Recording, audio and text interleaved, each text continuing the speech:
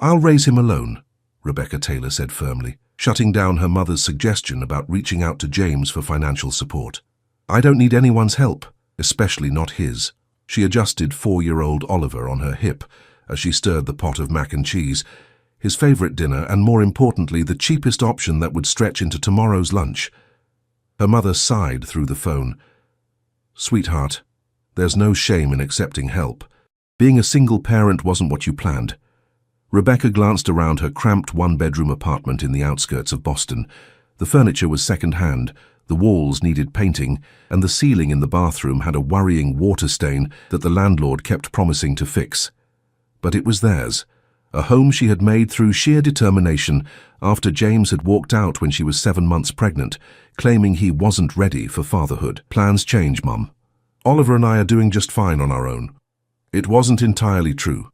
The promotion she'd been counting on at the architectural firm where she worked as a junior designer had gone to someone else, someone without childcare emergencies and sick days that depleted their vacation time by March.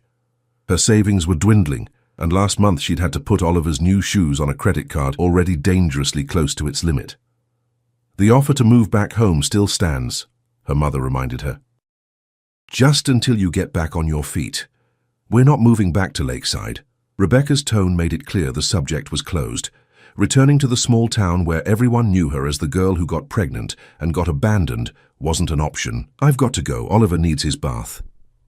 After hanging up, Rebecca set Oliver up with crayons and paper at the small kitchen table while she washed the dinner dishes. Through the window, she could see the lights of downtown Boston glittering in the distance, so close yet impossibly far from their reality. "Look, Mommy." Oliver held up his drawing. "It's our house, but bigger, and it has a swimming pool." Rebecca smiled, hanging the dish towel to dry. "That's beautiful, sweetheart. Maybe someday we'll have a pool. And a dog? And a backyard?" "Someday," she promised, though her heart ached at the uncertainty. "Now, bath time for you, mister." Later, after tucking Oliver into the pull-out sofa that served as his bed in the living room, Rebecca sat at her small desk, wedged into the corner of her bedroom. Her laptop glowed in the darkness as she worked on freelance design projects, extra income that kept them afloat when the firm's salary wasn't enough, which was most months.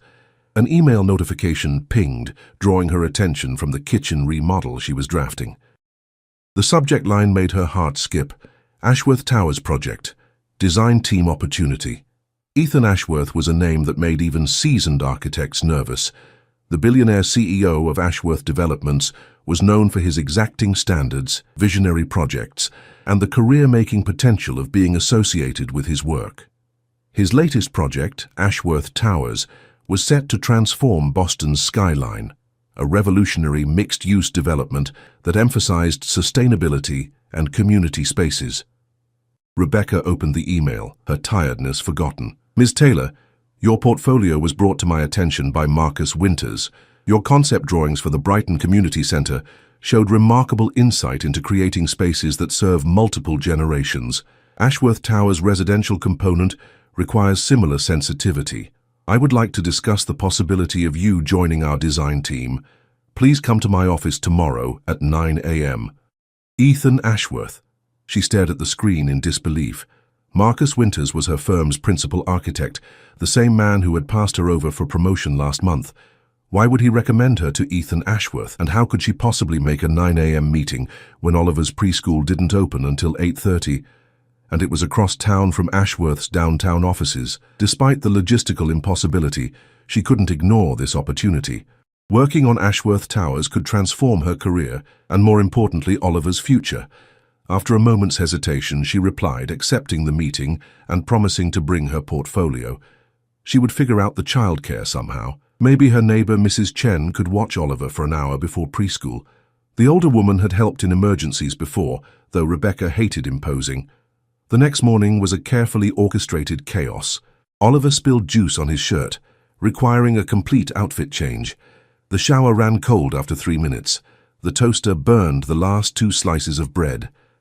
By the time Rebecca knocked on Mrs. Chen's door at 7:45, her hair was still damp, her portfolio was tucked under one arm, and Oliver was clutching his dinosaur backpack with a mutinous expression. "I don't want to stay with Mrs. Chen," he protested. "I want to go with you." I know, buddy, but Mommy has a very important meeting, Mrs. Chen will take you to preschool and I'll pick you up this afternoon. We'll get ice cream after, okay? Mrs. Chen opened her door, still in her robe. Rebecca, is everything all right? Rebecca's carefully constructed plan crumbled at the confusion on her neighbor's face. I'm so sorry. I thought I texted you last night about watching Oliver this morning. The older woman checked her phone. No message here, dear. Rebecca's stomach dropped. She checked her own phone and found the unsent text still in her drafts folder. Oh no, she whispered, the implications sinking in. No childcare meant no meeting. No meeting meant no Ashworth Towers opportunity. I'm really sorry to have bothered you, she said to Mrs. Chen, taking Oliver's hand. Come on, buddy, change of plans. We're going for ice cream now? Oliver asked hopefully. Not yet. Mommy has to make a phone call. Back in her apartment, Rebecca dialed the number from Ashworth's email, her heart pounding. After 3 rings, a crisp female voice answered. Mr. Ashworth's office. This is Rebecca Taylor. I had a meeting scheduled with Mr. Ashworth at 9, but I'm afraid I need to reschedule. My childcare arrangements fell through unexpectedly. There was a pause. 1 moment, please. Rebecca waited, mentally calculating how far back this setback would push their financial recovery. The voice that came on the line next, however, wasn't the assistant's. Ms. Taylor. The deep, authoritative tone could only belong to Ethan Ashworth himself. I understand you have a childcare situation. Yes, sir. I apologize for the inconvenience. If we could reschedule for tomorrow, I'll make sure to— Bring your child with you, he interrupted. I'll send my car. What's your address? Rebecca blinked in surprise. I'm sorry, what? Your son can wait in my office lounge during our meeting. My assistant will keep him entertained. The car will arrive in 30 minutes. Before she could formulate a response, the line went dead. Rebecca stared at her phone, then at Oliver, who was watching her with curious eyes. Change of plans again, buddy. How would you like to see a real architect's office today? Oliver's eyes widened. With blueprints and everything. Probably, she smiled, though her stomach was tied in knots. Bringing her child to a meeting with Ethan Ashworth was unorthodox at best, potentially career suicide at worst. But what choice did she have? Exactly 30 minutes later, a sleek black luxury sedan pulled up outside their apartment building. The driver, a professionally dressed woman, opened the door for them. Ms. Taylor and Mr. Oliver, I presume. Oliver giggled at being called Mr. and climbed into the car with excitement. Rebecca followed, clutching her portfolio and trying to calm her nerves. The interior was immaculate leather, with a built-in car seat that hadn't been there before. Mr. Ashworth had the seat installed for your son, the driver explained, noticing Rebecca's surprise. Safety first. The drive to downtown Boston took less than 20 minutes in the car's dedicated lane access. They pulled into a private underground garage beneath a towering glass skyscraper, Ashworth's current headquarters, until his eponymous towers were completed. In the private elevator to the top floor, Oliver pressed his face against the glass wall, watching the city shrink beneath them. We're flying, Mommy. Almost, she smiled, adjusting his slightly rumpled shirt and her own blazer, the nicest one she owned, though it was 3 seasons out of date. The elevator opened directly into a reception area with sweeping views of Boston Harbor. A poised woman rose from behind a minimalist desk. Miss Taylor, welcome.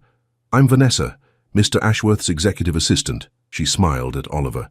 And you must be the young man we've heard about. Oliver nodded solemnly. I'm Oliver, I'm 4.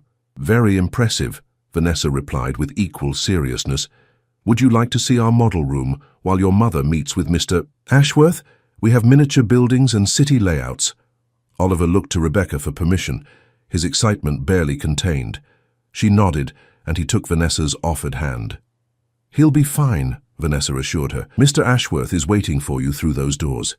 Taking a deep breath, Rebecca straightened her shoulders and walked into the lion's den. Ethan Ashworth's office was like the man himself, imposing yet tasteful, with floor-to-ceiling windows offering panoramic views of the city he was reshaping. He stood as she entered, and Rebecca's first thought was that photographs didn't do him justice. At 42, he had the confident bearing of a man accustomed to power, with dark hair silvering at the temples and eyes the color of weathered steel. He was taller than she'd expected, his bespoke suit emphasizing broad shoulders and an athletic build maintained despite long hours at a desk. Ms. Taylor, he said, extending his hand, thank you for accommodating the change in plans.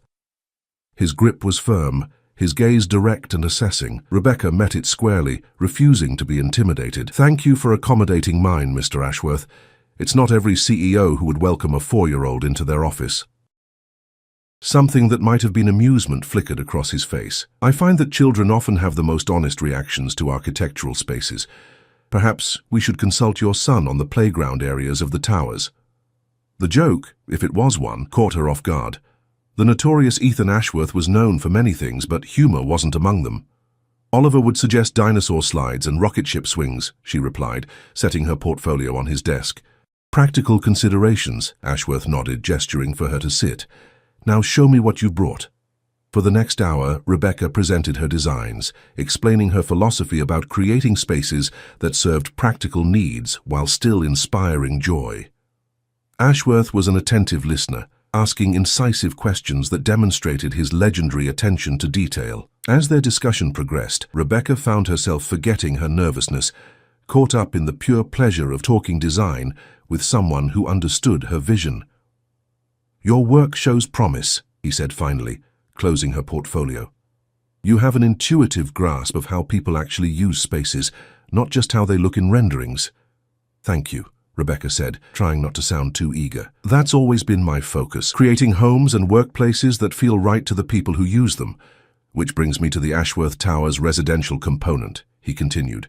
"The upper floors will house luxury condominiums, as you'd expect, but the middle section is designed for families, working professionals with children. I want someone who understands those needs firsthand on the team." Rebecca's heart raced. "And you think I could be that person? Marcus Winters speaks highly of your technical skills, and your portfolio confirms his assessment. Your personal experience adds valuable perspective." Ashworth leaned back in his chair. "However, I need to be certain you can commit to this project. It would require significant hours, sometimes outside the traditional workday." And there it was, the same obstacle she always faced. Single motherhood made her a liability in the eyes of employers who needed constant availability. "I understand," she said, maintaining her professional composure despite the disappointment crushing her chest. "My childcare situation does create limitations on my availability." Ashworth studied her for a moment. "What if that weren't an issue?" "Excuse me?" "Ashworth Developments has an on-site childcare facility for employees. As part of the design team, you and your son would have access to it, including extended hours when necessary." Rebecca stared at him, searching for the catch. "That's very generous." "It's practical," he corrected. "I want the best designers on this project, and you've demonstrated potential. Your childcare challenges are a logistical problem with a straightforward solution." He named a salary that was nearly double what she currently earned. "Does that address your concerns, Miss Taylor?" It did, almost too perfectly. Rebecca had learned the hard way to be suspicious of solutions that seemed too good to be true. "Why me?" she asked bluntly. "There must be dozens of architects with more experience who don't come with complications." Something shifted in Ashworth's expression, a flicker of respect, perhaps. "Direct. I appreciate that." He stood and walked to the window. "The towers aren't just another luxury development. They're meant to be a community, a vertical neighborhood. I need designers who understand that vision from personal experience, not just theory." Before Rebecca could respond, the office door burst open and Oliver ran in, clutching a model building in his hands. "Mommy, look what I made!" He skidded to a stop when he noticed Ashworth suddenly shy. Vanessa appeared in the doorway. "I'm so sorry, Mr. Ashworth." He was excited to show his mother. "No apology necessary," Ashworth said, surprising Rebecca again. He knelt to Oliver's level. "May I see what you've built?" Oliver hesitantly held out his creation, a structure made from architectural modeling pieces that, while wobbly, showed remarkable spatial awareness for a 4-year-old. "Impressive," Ashworth said seriously. "You have good instincts for balance." Oliver beamed. "It's our house, but bigger, with a pool and a place for a dog." Ashworth's eyes met Rebecca's over Oliver's head. "Ambitious vision, just like your mother's." He straightened. "I need your answer by tomorrow, Ms. Taylor. The position starts immediately if you accept." Rebecca gathered Oliver close, her mind racing through possibilities and implications. "I'll let you know," she promised. As they rode down in the elevator, Oliver chattered excitedly about the model room and how Vanessa had let him keep his creation. Rebecca barely heard him, still processing the unexpected opportunity that had just been presented. The same driver took them to Oliver's preschool, where Rebecca explained his late arrival. As she kissed him goodbye, Oliver asked, "Are we going to work with the tall man in the big building, Mummy?" "I don't know yet, sweetheart. We'll talk about it tonight." Back in the car, Rebecca expected to be taken to her own office, where she would need to explain her absence. Instead, the driver handed her a tablet. "Mr. Ashworth thought you might want to see this," she said. On the screen was a virtual tour of Ashworth Towers, not the public version, but the detailed architectural plans.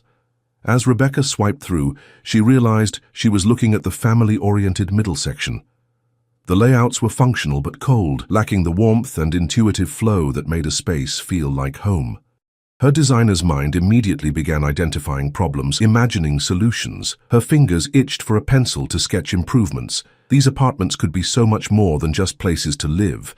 They could be homes where families thrived. By the time the car pulled up outside her firm's modest offices, Rebecca had made her decision. This opportunity wasn't just about the money or the career advancement. It was about creating spaces that families like hers deserved. Homes that worked with the realities of their lives instead of against them. That evening, after tucking Oliver into bed with promises of exciting news tomorrow, Rebecca sent a simple email. "Mr. Ashworth, I accept your offer. When would you like me to start? Rebecca Taylor." The response came immediately. "Tomorrow, 9 a.m. Bring Oliver. The car will be waiting. E." Rebecca stood at her window, looking out at the distant lights of downtown Boston where Ashworth's empire was headquartered. For the first time in years, she allowed herself to feel something dangerous. Hope. Not just for herself, but for the home she could finally provide for her son. A home with security, maybe even with room for the dog Oliver so desperately wanted. "I'll raise him alone," she had insisted for 4 years, rejecting offers of help out of pride and determination. Now she wondered if accepting the right kind of help that recognized her value and Oliver's needs, might actually be the strongest choice she could make. Rebecca's first week on Ashworth's design team was a whirlwind of introductions, briefings, and immersion in the massive project that would define Boston's skyline for generations. Oliver had taken to the company's childcare center with unexpected enthusiasm, particularly after discovering that the facility had been designed with input from child development experts and included an indoor playground with, to his delight, both dinosaur slides and rocket ship swings. "Did you know Mr. Ashworth has a helicopter?" Oliver asked one evening as Rebecca tucked him into bed in their still cramped apartment. "Tyler from daycare said he saw it on the roof." "Mr. Ashworth is a very busy man who needs to travel quickly," Rebecca explained, smoothing his dark curls away from his forehead. "Now sleep tight. We have another big day tomorrow." It had been a strategic decision to maintain their apartment for now, despite the significant increase in her salary. Rebecca had learned the hard way not to count on good fortune lasting. The memory of James walking out, of having her financial security yanked away without warning, had taught her caution. The new position could disappear as quickly as it had materialized, and she refused to uproot Oliver until she was certain this opportunity had staying power. Besides, she rarely saw Ethan Ashworth himself. After their initial meeting, he had delegated her orientation to his chief architect, Richard Palmer, a brilliant but taciturn man who made it clear he was skeptical of Rebecca's qualifications. Her days were spent proving herself to Palmer and the rest of the predominantly male design team, many of whom viewed her with thinly veiled suspicion, a newcomer who had seemingly skipped several rungs on the career ladder. "Don't let them intimidate you," advised Mia Gonzalez, the only other woman on the senior design team. "They were all skeptical of me too, until I redesigned the commercial atrium and saved the project $3 million in construction costs." Mia had become Rebecca's unofficial guide to Ashworth Development's complex corporate culture. Over lunch in the company's sleek cafeteria, she provided insights that helped Rebecca navigate the political landscape. "So, what's the story with Ashworth?" Rebecca asked, keeping her voice low. "Everyone seems terrified of him." Mia stirred her salad thoughtfully. "Terrified, respectful, devoted, depends who you ask. He's demanding but fair, doesn't tolerate excuses or mediocrity, but rewards excellence generously. I've barely seen him since my interview. That's normal. He's involved in every aspect of the company, but he's not a micromanager. He'll reappear when he wants to review progress or when there's a problem. Mia gave her a meaningful look. When he does show up, be prepared. He remembers everything. Rebecca was contemplating this warning when her phone buzzed with a text from the childcare center. Oliver has 101-degree fever. Please come when convenient. Convenient. As if there was anything convenient about a sick child when you were trying to establish yourself in a new position. Rebecca excused herself from lunch and hurried to the childcare center, finding Oliver curled miserably on a cot in the quiet room, his cheeks flushed and eyes glassy. "I don't feel good, Mommy," he whimpered as she gathered him into her arms. "I know, baby. We're going home right now." The center's director, a capable woman named Diane, handed Rebecca Oliver's backpack. "The company policy is very supportive of parents with sick children. You're entitled to 3 paid sick days specifically for childcare emergencies, no questions asked." Rebecca blinked in surprise. Her previous firm had offered no such accommodation.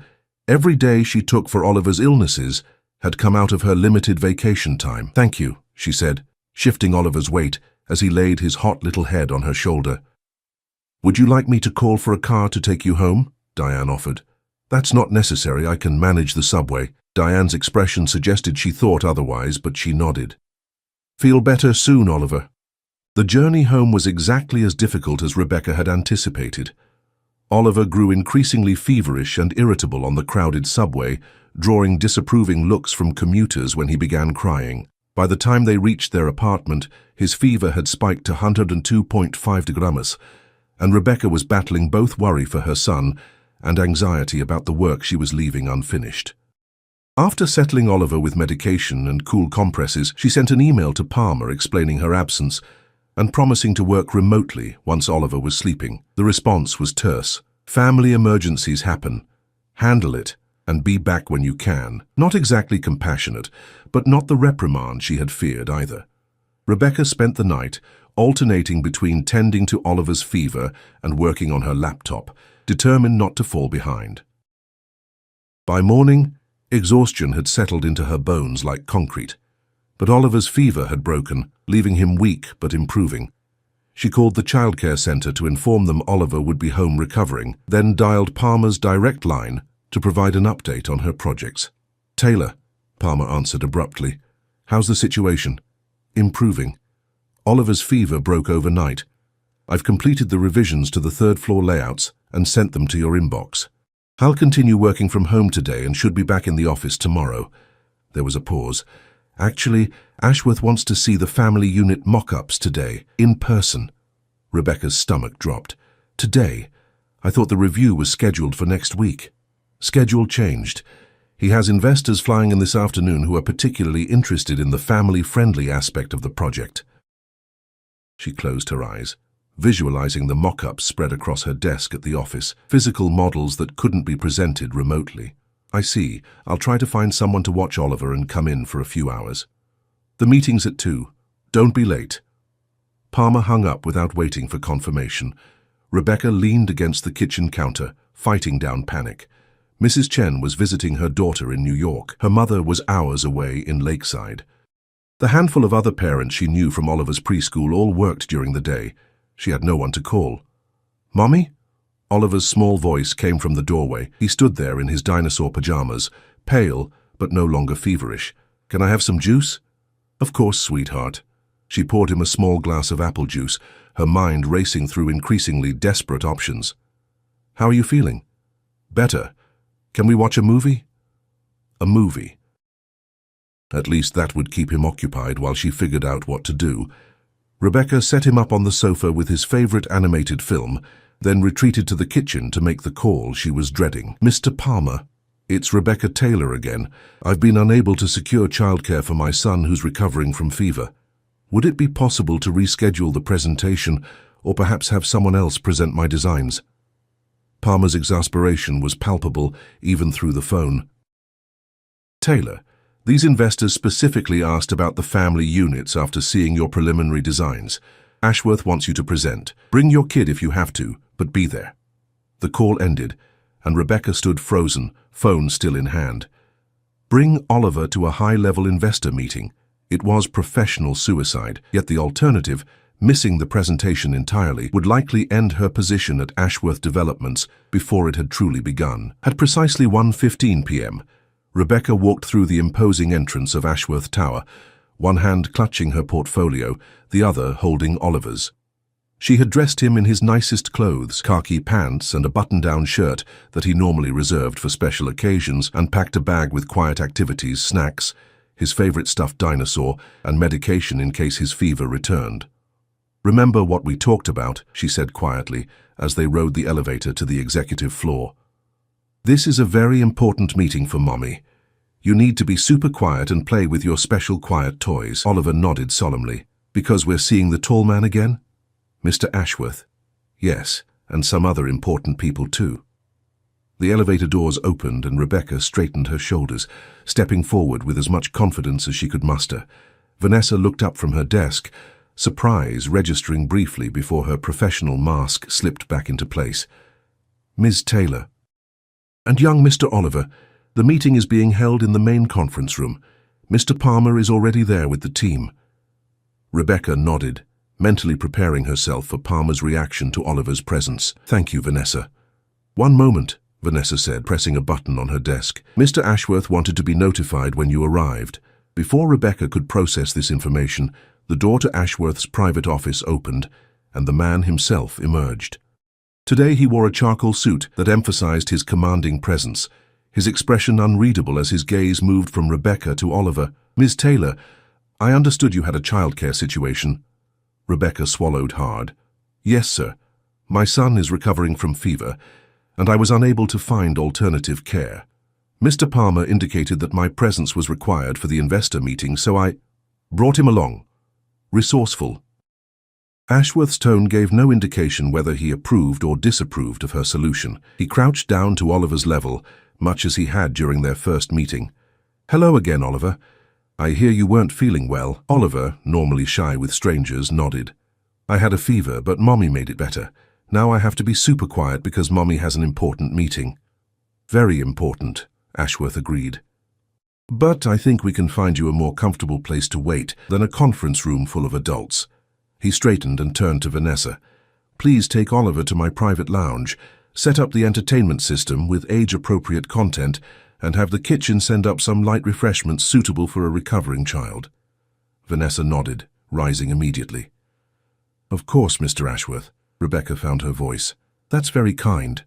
But I couldn't impose—" "It's not an imposition, Ms. Taylor. It's a practical solution." Ashworth's tone brooked no argument. "Oliver will be more comfortable, and you'll be able to focus on your presentation without distraction." Put that way, it was hard to object. Rebecca knelt to Oliver's level. "Would that be okay, sweetheart? To stay in Mr. Ashworth's special room while Mommy has her meeting?" Oliver looked between the two adults, then nodded. "Will there be dinosaurs?" A ghost of a smile touched Ashworth's lips. "I believe we can find something dinosaur-related on the entertainment system."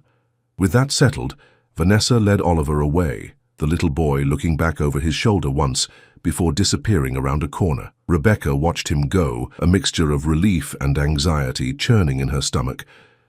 "Thank you," she said, turning back to Ashworth. "That was very thoughtful. As I said, practical." He gestured toward the conference room. "Shall we?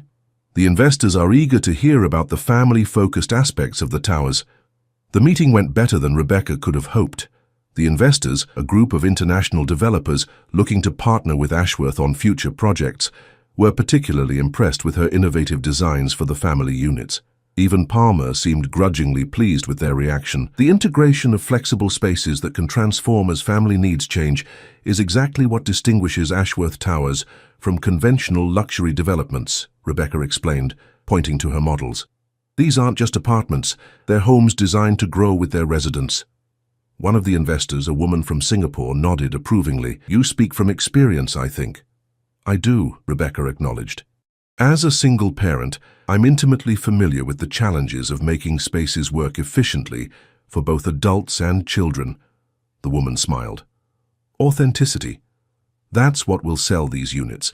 The knowledge that they were designed by someone who truly understands the needs of modern families, Throughout the presentation, Rebecca was acutely aware of Ashworth's presence at the head of the table. He spoke rarely, but when he did, it was to emphasize the aspects of her design that aligned with his vision for the towers. His support was subtle but unmistakable, lending her words additional weight with the investors. When the meeting concluded, the investors left with Palmer to tour other aspects of the development. Rebecca began gathering her materials, expecting Ashworth to follow them. Instead, he remained seated, watching her with that same inscrutable expression. "You impressed them," he said finally. "Particularly Ms. Chen from Singapore. She specifically mentioned your authentic approach." Rebecca paused in her packing. "I just spoke honestly about the designs." "Precisely. That authenticity is rare in presentations like these, which tend toward hyperbole and empty promises." He stood, adjusting his cuffs, a habitual gesture she had noticed during their previous interactions. "Your son is likely ready for a break from dinosaur documentaries. Shall we retrieve him?" They walked in silence to Ashworth's private lounge, a comfortable space adjacent to his office that Rebecca hadn't seen during her interview. When they entered, they found Oliver curled up on a plush sofa, fast asleep, his stuffed dinosaur clutched to his chest. A half-eaten plate of fruit and crackers sat on the coffee table beside him. "He's still recovering his strength," Rebecca said softly, moving to wake him. "Let him rest," Ashworth said, his voice equally quiet. "So you're done for the day. I've already informed Palmer." Rebecca blinked in surprise. "But there's the follow-up report to prepare, and the revisions from this morning's feedback, all of which can wait until tomorrow." Ashworth's tone was firm, but not unkind. "Your son needs rest, and frankly, so do you. The shadows under your eyes suggest you spent the night monitoring his fever rather than sleeping." Rebecca flushed, self-consciously touching the concealer she'd hastily applied that morning. "I'm fine. You're exhausted," he corrected. "And while I admire your dedication, I need my designers at their best. Take the rest of the day. The car will take you both home." There was no arguing with that tone. Rebecca gathered her sleeping son, who stirred briefly before settling against her shoulder with the complete trust of childhood. Ashworth watched the interaction, something unreadable flickering across his face. "Thank you," Rebecca said, meaning it for more than just the ride home, "for understanding about today." "I've built my company on understanding what people need to do their best work," he replied. "In your case, that includes accommodating the fact that you're not just a talented designer, but also a mother." As they walked toward the elevator, Oliver still sleeping against her shoulder, Ashworth added, "The apartment layouts you presented today, they're good, better than good, but I think you can push the concept further. Think about what would make your own life easier, more manageable. What would the ideal living space look like for you and Oliver?" The question lingered in Rebecca's mind during the car ride home, through the evening routine of dinner and bedtime stories, and into the quiet hours after Oliver was asleep. She found herself sketching at her small dining table, reimagining the family units not as abstract spaces for theoretical residents, but as homes for people like her, people juggling careers and childcare, seeking not just shelter, but sanctuary. Around midnight, her phone buzzed with an email notification. It was from Ashworth himself, not his assistant. "Ms. Taylor, the investors were extremely impressed with your presentation. Ms. Chen specifically mentioned that your designs captured the essence of what modern families need. She has invited us to Singapore to view their latest family-focused development. The trip is scheduled for next week, Thursday through Sunday. I understand this creates childcare challenges, but this is an important opportunity for both the project and your career. Let me know if you can make arrangements. Ethan Ashworth." Rebecca stared at the screen, her initial excitement quickly giving way to practicality. 4 days in Singapore? Impossible. Who would care for Oliver? Her mother might be able to come, but that would mean taking time off from her own job. And international travel on such short notice, the logistics alone were daunting. With regret, she began composing a response, declining the opportunity, explaining her constraints as a single parent. She had just finished the first paragraph when another email arrived. "I should clarify. This invitation extends to both you and Oliver. Ashworth Developments will cover all expenses for both of you, including appropriate childcare during meetings. Singapore is extraordinarily family-friendly, and Ms. Chen specifically suggested including your son in some of the less formal activities. Consider it an educational opportunity for him as well. EA. Rebecca's fingers froze above the keyboard. He wanted her to bring Oliver to Singapore on a business trip. The idea was unprecedented in her experience. Her previous firm had barely tolerated her occasional need to leave early for school pickup, let alone contemplated including her child on international business travel. Yet here was Ethan Ashworth, notorious perfectionist and demanding CEO, casually suggesting that her 4-year-old accompany them halfway around the world. She deleted her half-written refusal and started again. Mr. Ashworth, thank you for this extraordinary opportunity. Oliver and I would be honored to join the Singapore trip. I'm confident I can maintain professional focus while ensuring Oliver benefits from the experience. Rebecca Taylor. His response came within minutes, despite the late hour. Excellent. Vanessa will provide details tomorrow. Pack for warm weather. EA. Rebecca sat back in her chair, a mixture of excitement and trepidation washing over her. In the span of 2 weeks, her carefully constructed independence had been thoroughly disrupted by Ethan Ashworth and his unexpected understanding of her circumstances. First the job itself, then the childcare center, now an international trip that accommodated Oliver's presence. I'll raise him alone, she had insisted for years, turning down help out of pride and determination to prove she didn't need anyone. Yet somehow Ashworth had found a way to support her without undermining her independence, by framing everything as a practical business decision rather than charity. But was it truly just business? The question nagged at her as she finally went to bed, too keyed up to sleep despite her exhaustion. There was something in the way Ashworth looked at Oliver sometimes, a fleeting softness in those steel-grey eyes that contradicted his reputation as a cold, calculating businessman. And the speed with which he'd accommodated her childcare crisis today suggested more than mere practicality. Whatever his motives, Rebecca knew she was walking a precarious line. Ethan Ashworth was her employer, several levels above her direct supervisor, in fact. Any personal feelings would be complicated at best, professionally disastrous at worst. Yet she couldn't deny the flutter of anticipation she felt at the prospect of spending 4 days in his company, observing the man behind the formidable reputation. As she drifted towards sleep, Rebecca promised herself she would maintain strict professional boundaries during the Singapore trip. This opportunity was about advancing her career and securing Oliver's future, nothing more. She would not allow herself to be distracted by Ethan Ashworth's unexpected consideration or the occasional warmth in his grey eyes when he looked at her son. Easier said than done, she thought, as sleep finally claimed her, especially when the man in question had just upended every assumption she'd made about how the world worked for single mothers like her. Singapore greeted them with oppressive humidity and dazzling efficiency from the moment they stepped off the private jet, an experience that had left Oliver wide-eyed with excitement. Everything proceeded with the precision Rebecca was learning to associate with Ethan Ashworth's operations. "Look, Mommy, the buildings touch the clouds." Oliver pressed his face against the window of the luxury SUV that transported them from the airport to their hotel. Across from them, Ashworth looked up from his tablet. "The gardens by the bay are illuminated at night," he said. "The view from your hotel room should provide an excellent vantage point for Oliver to see them." Rebecca glanced at him in surprise. "You arranged our rooms specifically for the view?" "Of course. Children should be inspired by good architecture from an early age." The hotel surpassed anything Rebecca had ever experienced. A 5-star establishment where the staff greeted Ashworth by name and presented Oliver with a small stuffed tiger. "Your first meeting is at 9 tomorrow morning," Ashworth informed her. "Oliver will be with Vanessa until 11 when we have the site tour of Chen's family development. Ms. Chen specifically requested his presence."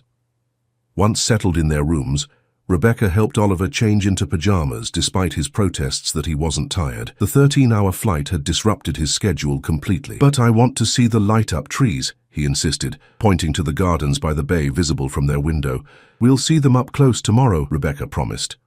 A soft knock at the door later that evening revealed Ashworth, still in business attire despite the late hour.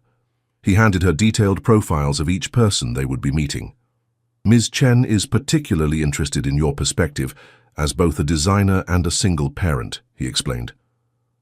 Rebecca leafed through the detailed profiles. "This is incredibly helpful, thank you." Ashworth nodded, his gaze drifting to the adjoining door behind which Oliver slept. "How is he handling the time difference?" "Better than expected. The excitement is overriding the jet lag." A hint of a smile touched Ashworth's lips. "Children are remarkably adaptable." There was something in his tone that prompted Rebecca to ask, "Do you have children, Mr. Ashworth?" To her surprise, he answered, "No." That path didn't materialize for me. "I'm sorry, I shouldn't have asked." "It was a reasonable question," he replied, moving toward the window. "I was married once, briefly. My ex-wife and I had different priorities. She wanted to continue her career in Paris. I was building my company in Boston. Neither of us was willing to compromise." Rebecca joined him at the window. "That must have been difficult." "It was a business decision, ultimately. We both chose the path that offered the greatest return on investment." His matter-of-fact tone contradicted the slight tension around his eyes. "However, I've always regretted that children weren't part of that equation." This vulnerability, from a man renowned for his impenetrable business demeanor, left Rebecca momentarily speechless. Before she could respond, Ashworth checked his watch. "It's late, and you need to be at your best tomorrow. Good night, Miss Taylor." The next day unfolded with military precision. The morning meetings were productive, with Rebecca's designs receiving enthusiastic responses. By 11, Oliver joined them for the site tour of Chen Development's latest family-focused residential project. "And this is our intergenerational playground," Ms. Chen explained. "Exercise equipment for seniors positioned to allow supervision of children's play areas." Oliver, initially shy around the elegant businesswoman, had warmed to her quickly when she revealed that her office kept a terrarium of geckos. Now he explored the playground equipment with enthusiasm. "What do you think, young man?" Ms. Chen asked him directly. "Is this a place you would enjoy playing?" Oliver considered the question with surprising seriousness. "It's good, but it needs dinosaurs, and maybe a rocket ship." The adults laughed, but Ms. Chen nodded thoughtfully. "Children's imaginations need fuel. Dinosaurs and spaceships, symbols of past and future. Very insightful." Throughout the tour, Rebecca was acutely aware of Ashworth observing her interactions with both Oliver and the Chen team. He spoke rarely, but when he did, it was often to highlight aspects of Rebecca's designs. "Ms. Taylor's approach to flexible living spaces shares your philosophy of adaptability," he told Ms. Chen. "Her innovation lies in creating systems that grow with the family." That evening, after a formal dinner where Oliver surprised everyone with his willingness to try Singapore's diverse cuisine, Vanessa offered to watch him while the adults attended a rooftop reception. The reception offered breathtaking views of Singapore's skyline, fully illuminated against the night sky. Rebecca wore the one cocktail dress she'd packed, a simple black sheath that struck the right balance between professional and appropriate. "Ms. Taylor." Ashworth appeared at her elbow, offering a glass of champagne. Ms. Chen was impressed with Oliver today. She mentioned his dinosaur recommendation 3 times during our post-tour discussion. "He's been obsessed with dinosaurs since he was 2, Rebecca smiled.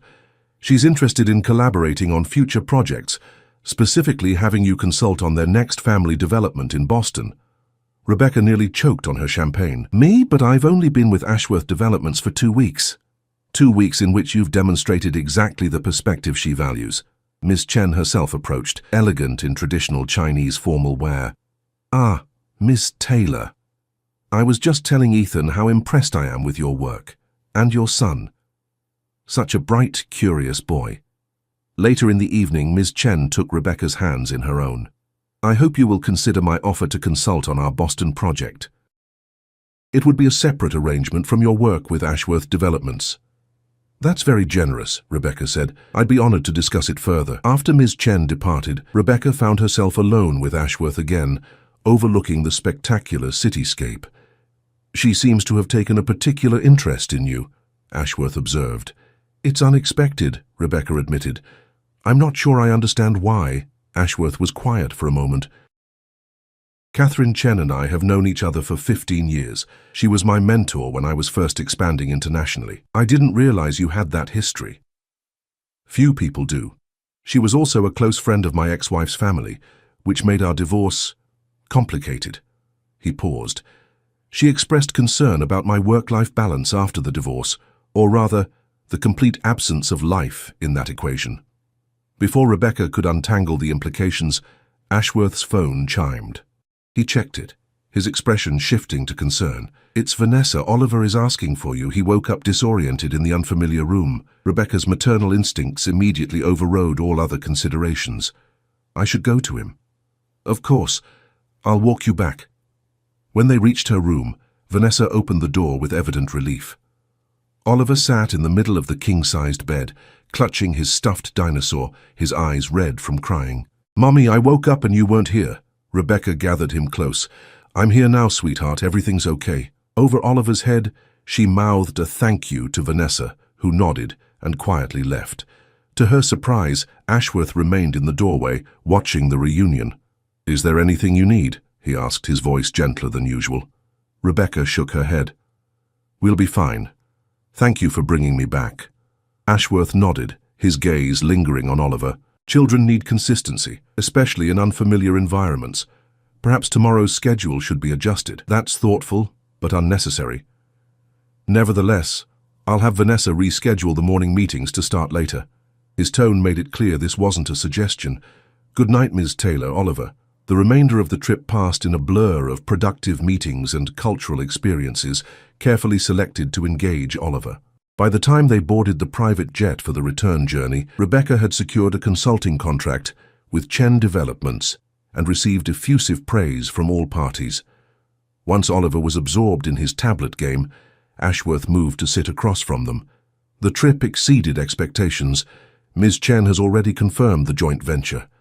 "That's wonderful news," Rebecca replied, genuinely pleased but also exhausted.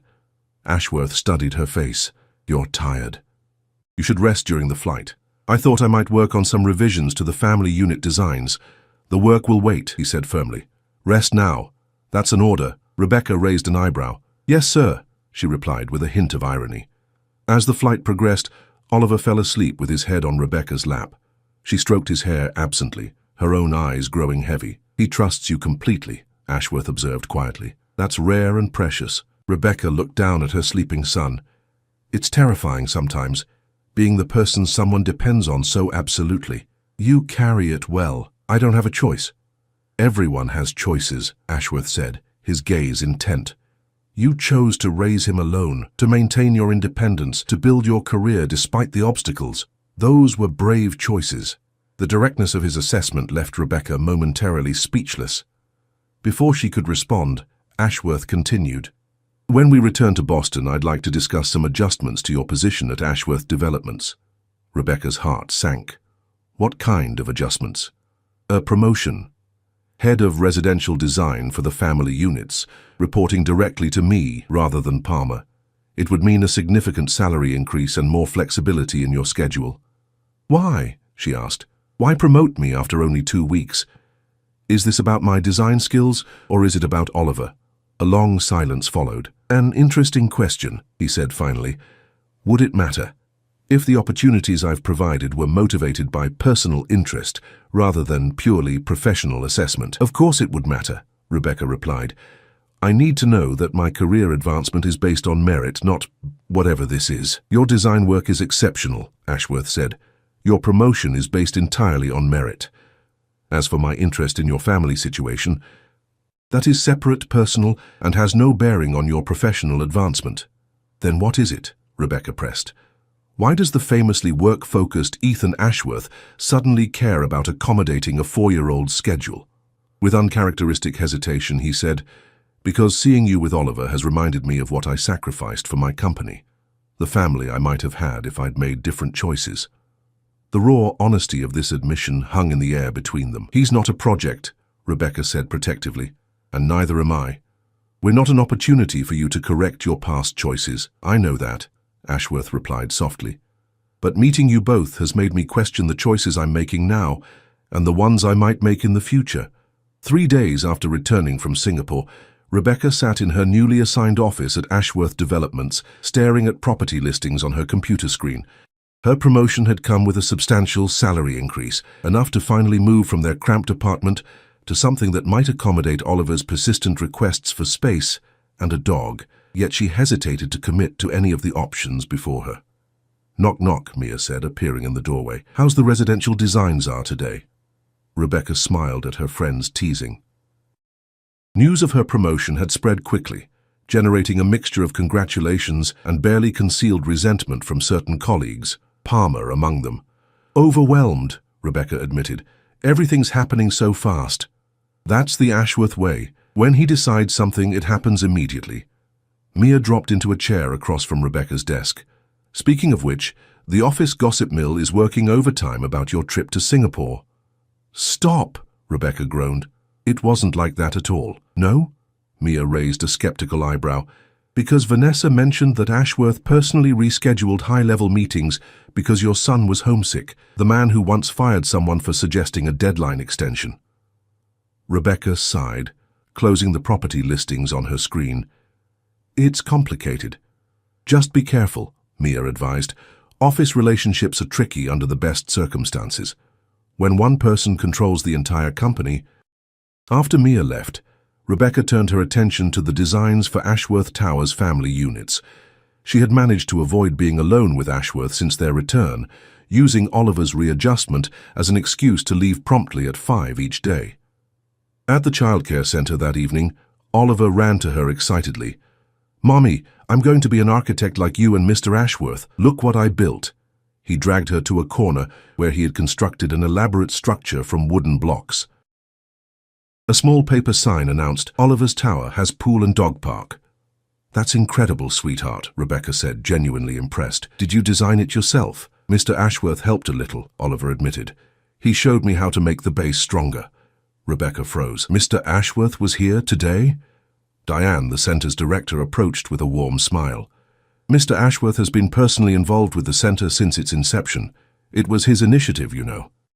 He insisted that supporting working parents was good business practice.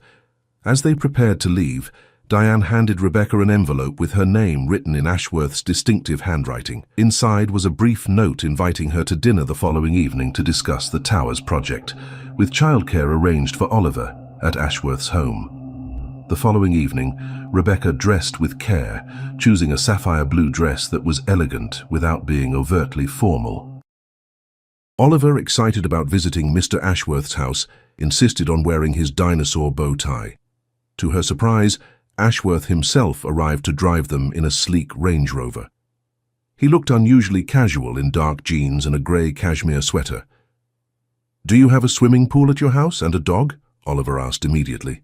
Ashworth's expression softened. I do have a pool, though it's covered for the season. As for a dog, he glanced at Rebecca. That's actually something I wanted to discuss with you both. The drive took them out of the city to an exclusive suburb where Ashworth's home stood, a modern architectural masterpiece of glass and stone blending harmoniously with the wooded landscape. You designed this, Rebecca said, recognizing elements that echoed his commercial projects. My first major project, he confirmed. It's evolved over the years as my needs have changed. Inside, the home revealed itself as a perfect balance of sophisticated design and comfortable livability. Soaring ceilings and walls of glass brought the woodland setting inside, while warm wood floors created an intimacy she hadn't expected. When they reached the media room, Oliver stopped in his tracks at the sight of a golden retriever puppy wearing a red bow. A dog, he gasped as the puppy bounded toward him. This is Buddy, Ashworth explained. He needs a home with someone who will love him. Oliver looked up pleadingly. Can we keep him, Mummy, please? Rebecca shot Ashworth a sharp look. This is why you invited us here, to ambush me with a puppy. In Ashworth's study, away from Oliver, who was happily playing with the puppy under Vanessa's supervision, Rebecca's composure broke. You had no right to set up an expectation with my son without consulting me. You're absolutely right, Ashworth acknowledged immediately. It was presumptuous, I apologize. He explained that he was creating a demonstration unit for the family apartments, a fully furnished model that prospective buyers could tour. The innovative aspect was that it would be occupied, not just staged. You want Oliver and me to live in the demonstration unit? Rebecca asked incredulously. As consultants providing authentic feedback on the design's functionality, he clarified. In exchange, you would live rent-free in what will eventually be a multi-million-dollar condominium. And the puppy, how does that fit into your business strategy? A hint of discomfort crossed Ashworth's face. The puppy was an impulse. Oliver mentioned wanting a dog so many times, he trailed off. If you're not ready for a pet, I can find another home for Buddy. Before Rebecca could respond, Oliver burst into the study, the puppy at his heels. Mummy, Buddy can do tricks already, watch. Rebecca watched her son demonstrate the puppy's sitting trick, his face shining with happiness she hadn't seen in years. Please, Mummy. Rebecca looked from her son's hopeful face to Ashworth's carefully neutral expression. We would need a home with a yard, she said slowly, and space for a growing puppy. The Towers has a dedicated dog park, Ashworth offered. However, my home has 5 acres of fenced woodland that a dog would enjoy exploring. The implication hung in the air, an alternative possibility that Rebecca wasn't ready to address directly. The demonstration unit sounds like a practical solution for now, she said carefully. The evening progressed comfortably, with Oliver chattering excitedly about the puppy, while Ashworth revealed a dry sense of humor she hadn't glimpsed in professional settings. 3 days later, as Rebecca reviewed furniture options for the demonstration unit, having accepted the position, her office phone rang. It was Diane from the childcare center. Miss Taylor, I'm sorry, but there's been an incident. Oliver fell from the climbing structure. The center's doctor believes his arm may be broken. We've called an ambulance. Rebecca's world narrowed to a single point of panic. Where are they taking him? Children's hospital. He's in good spirits despite the pain. He's mostly worried about who will take care of Buddy. The puppy. They had arranged to bring Buddy home that weekend. Oliver had talked of nothing else for days. As she rushed toward the elevator, she collided with Ashworth. Rebecca, what's wrong? He asked, immediately noting her distress. Oliver's hurt, possible broken arm. They're taking him to Children's Hospital. Ashworth's response was immediate. Traffic will be impossible this time of day. He pulled out his phone. Jackson, prepare the helicopter for immediate departure. Children's Hospital helipad, 5 minutes. Helicopter? It's the fastest way. We'll be there in under 10 minutes. On the building's rooftop, a sleek black helicopter stood ready. Moments later, they were airborne, the city spreading beneath them as they rose above gridlocked streets. Ashworth reached across and took her hand, his grip warm and reassuring. He'll be fine, he said, his voice steady even over the helicopter's noise. Children's has the best pediatric orthopedic department in the country. They landed on the hospital's helipad less than 8 minutes after leaving. A medical team was waiting, clearly surprised to see Ethan Ashworth step out with a distraught woman in business attire.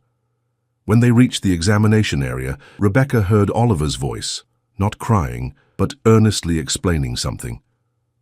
And then Buddy will need a special bed next to mine. But Mommy says he can't sleep on my bed until he's trained. Oliver brightened when he saw her. Mommy, I broke my arm. They're going to give me a cast and everyone can sign it. Mr. Ashworth sent a helicopter to bring me to you, she told Oliver, whose eyes widened. A real helicopter? Like in the movies? Oliver looked at Ashworth with newfound awe. The orthopedic surgeon confirmed that Oliver had a clean break that would heal well with proper care. Ashworth stepped out to make some calls, returning with a stuffed dinosaur wearing a matching blue cast on its arm. Hours later, with Oliver's arm properly set in a bright blue cast bearing his own wobbly signature and Ashworth's neat print, they prepared to leave. Ashworth led them back toward the elevator to the roof. We're taking the helicopter home? She asked, surprised. Not exactly, Ashworth replied. I took the liberty of having some of your essentials sent to my house. I thought Oliver might be more comfortable there tonight. More space, fewer stairs to navigate. And Buddy is already there. The presumption was breathtaking, yet Rebecca found she didn't have the energy to object. Just for tonight, she conceded. As the helicopter lifted off, carrying them toward Ashworth's secluded estate, Rebecca gazed out at the city lights below. So much had changed in the span of a month. Her career, their living situation, and now this unexpected development. Look, Mommy, Oliver exclaimed, pointing with his good arm. The whole city looks like stars. Rebecca smiled, watching as Ashworth explained how helicopters worked to her captivated son. She finally acknowledged what she had been avoiding since Singapore. Ethan Ashworth had recognized in her and Oliver the family he had sacrificed to build his empire. And perhaps they had found in him the stability she had convinced herself they didn't need. I'll raise him alone, she had insisted for so long. Yet, as the helicopter carried them through the night sky toward a house where a puppy waited, Rebecca finally allowed herself to consider an alternative. Not because she needed rescue, but because sometimes the strongest choice was accepting connection when it was offered with sincerity and respect. Later that night, with Oliver asleep in a guest room already equipped with dinosaur-themed bedding, Rebecca joined Ethan on the terrace. "The helicopter was excessive," she said quietly. A smile touched his lips. "Effective, though." "Yes," she admitted, "it was." They stood in comfortable silence, the night air cool around them. "I've spent 4 years proving I don't need anyone," she said finally. "Building walls to protect Oliver and myself." "I'm not asking you to need me," he replied. "I'm asking for the chance to show you that sharing your life doesn't mean sacrificing your independence." Rebecca thought about the events that had brought them to this moment. A missed childcare arrangement, a business trip, a puppy, and finally, a helicopter sent to bring them home.